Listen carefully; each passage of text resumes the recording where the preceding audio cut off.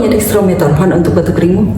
Sini aku kasih tau gantinya. Dextromethorphan memang efektif dalam mengatasi batuk kering, namun madu bisa jadi pilihan yang bijak. Senyawa flavonoid pada madu mampu menyembuhkan radang. Madu juga bisa jadi antibakteri apabila batuk disebabkan oleh kuman. Yang lebih penting, fruktosa pada madu memacu air liur lebih banyak sehingga membasahi tenggorokan yang kering. 2 sendok teh sekali minum cukup efektif. Namun, madu tidak untuk anak di bawah 1 tahun ya.